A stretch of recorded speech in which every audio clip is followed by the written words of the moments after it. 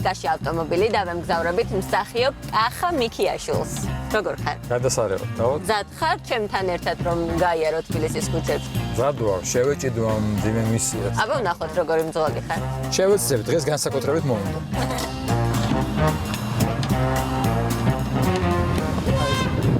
თამუნა ნიკოლაძემ დაგიტოვა კითხვა. რამდენად ზრუნავთ თქვენს მანქანაზე და როგორ გიყვართ თქვენი მანქანა? თამუნა ნიკოლაძემ ეს კითხვა ამიტომ დამიტოვა, რომ იცოდა მე რო იქნებოდი ზოგადად თავი. როცა უნდა რომ მე ვიყავი, არ დასვამდა მაგ კითხვას, იმიტომ რომ თეატრში ხუმრობენ კიდეც გოგა ბარბაკაძეს ვიდეოა გადაღებული, როგორ ჯდება, ჯერ აფენს ცელოფანს რო არ დამისვაროს და მე გადადის და შენ გეპატრიება და ცნობილი ამბავია რომ შენ მანქანაში მიჯდება ითის რომ ან ხო არ ვიცი ეს რაღაც შეიძლება ბახილები უნდა არის რომ ხო, აი ძალიან ზოგადად პედანტია, ეს მანქანას არ ეხება მარტო ესე ვარ სახლში, ოთახში, სასტუმროში, მაგრამ მანქანა ძალიანული და აი რამჭირს იცი რომ აი წვეთი თუ დაეცა სანამ არ გავწმინდა ნერვი მეშლება და რო წვიმს ცუდ ხასიათზე ვარ. მოკლედ ძალიან ზრუნავ, რა თქმა უნდა. შეიძლება ზედმეტად და ზოგი მეუბნება რომ არ შეიძლება ეგრე ზრუნავ.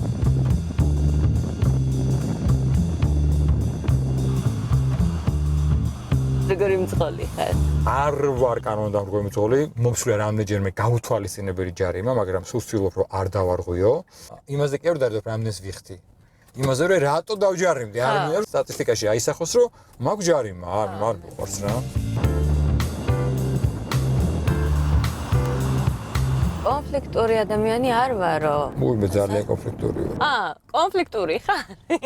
მე ძალიან კონფლიქტური.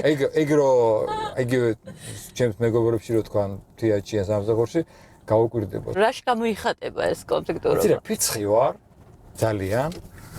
ფეთქებადი ვარ. არის რაღაც საკითხები, რასაც ვერ ვატარებ და მაგდროს მეწყება ეს რაღაცა ჩემი კონფლიქტურობა და იმპულსურობა, რაც არის დაუშვათ დაგვიანება, არაპუნქტუალურობა, არაპროფესიონალიზმი, რაღაცა შეთანხმებების დარღვევა. მოკლედ არის რაღაც დეტალები, რაც გამოვყავარ წყობიდან და ფეთქებადი ვარ. მე მალევე მავიწლება, მე ყველაზე მეტად მევნანობ, მაგრამ რა ვქნა, მუშაობ ამაზე ვაღიარებ. და აი გამბავი საჭესთან როგორ არის? ხო, საჭესთან ვარ თუ არა ფიცხი და ბიჭო და რაღაცები, არა. ხო, 1-2 იყო შემთხვევა, ნახე ახლა რაზე გავბრასდები, იცი? გაგეცინება. აბა. გადავიდეთ თემაზე. წინ ხვდება რაღაც გუბე. ხო. და მანქანას დამისვეს და მეწყინება. და ამბობს სულ მიშდება კითხვა, აი რა წესია ეს? ეს არ არის რაღაცა. ხო შეიძლება თუ ქალაქი არ იყოს მოშვებული რაღაცა იმისავით, ჭასავით და ვისაც უნდა წყალს უშვებდეს რა. ნემსის მართლა გეშენია? საშინლად. ვერ დაძლიე? საშინლად დღემდე საბედნიეროდ, რავი, მადლობა ღმერთ, ჯერჯერობით ჯანმრთელი ვარ, მაგრამ დღემდე ვეუბნები ხო არ მეტკინება. ხო რა და რომ მზადები, არა წამი ხო რაღაცა. თან პირველად საკმაოდ დასრული ვიყავი სტომატოლოგთან რომ მივედი და მახსოვს რომ ეთქვა ფერი ისე წამოვიდა გაჩერდა და ცოტა ხანი მოდი გინე მოსულიერი და მე გაგიკეთებ ამებს. კოვიდის ერთ-ერთი პირველს დამემართა და მაშინ ყოველ დღე მეწევდა რამდენიმე ცვლიდა და ეგ ძალიან მძიმე პერიოდი იყო, მაგდენ ნემსი ცხოვრებაში არ გამიკეთებდა და იმედი აღარადროს გავიკეთებ, მაგრამ აღარ დაგაჭიროს. ხო და სხვა კუთხით, ნუ როცა მივიდივარ ანალიზებზე, პროფილაქტიკის კუთხით, მაშინ მიწევს.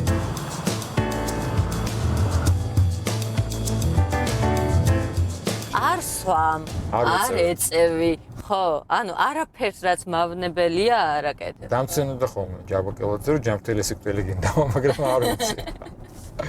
არ ვიცი ეს როგორ იქნება, მაგრამ ამას პოზის გამო არ ვაკეთებ. ხვდები რომ რაღაცა პოზაში ვარ, აი რაღაც რა კაი ტიპი ვარ. ანუ პოზაც რო იყოს ძალიან კარგი პოზაა ჩემი აზრით. მაგრამ და ყველა ესეთ პოზაში იყო. პოზის გამო არ ვაკეთებ, უფრო კარგი იქნებოდა რომ დავუშვათ ვარჯიშობდე. არა უშავს, ამდენი დადებითი თვისებაც ზედმეტია. ეგრეც არ შეიძლება. აღარა ხო.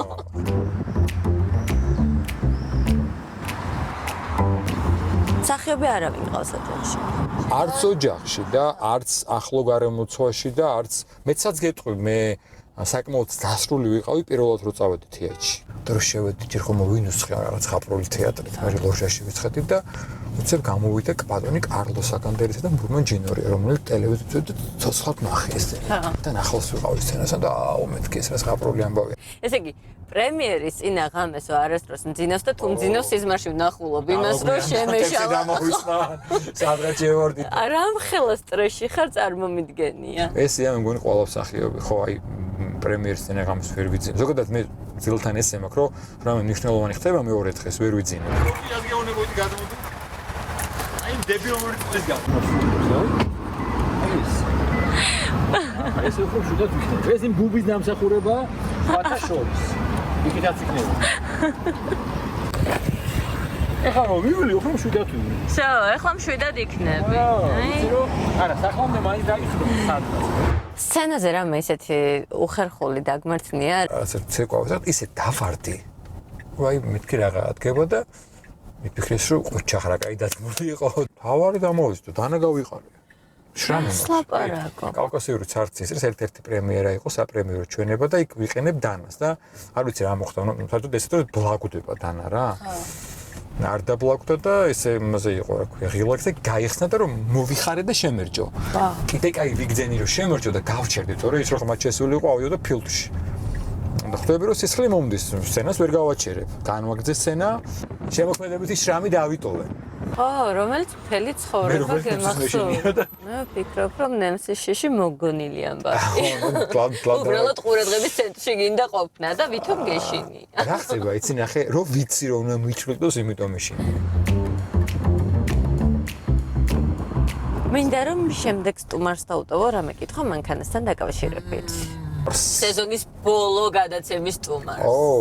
მოდი ესეთი რამე უთხრათ, რადგან სეზონის ბოლო გადაცემა იქნება და ზაფხულია. როდის შეამოწმა ბოლოს ფრეონი, რომელიც მნიშვნელოვანია კონდიციონერისთვის? რა ცუდი რაღაც გამახსენდა ახლა.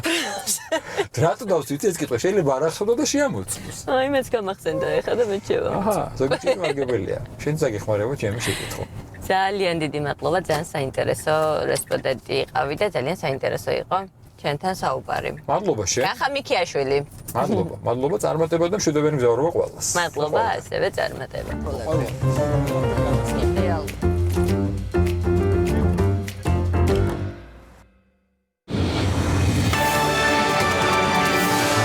ძალიან საინტერესო შეკითხვა დატოვა მომდევნო მძღოლისთვის, ვინც რუბრიკაში ავტომობილი იმგზავრებს ათაგულიკაშვილთან ერთად, როდის შეამოწმა ბოლოს ბრეონიო და კეთებან არ გეკითხები.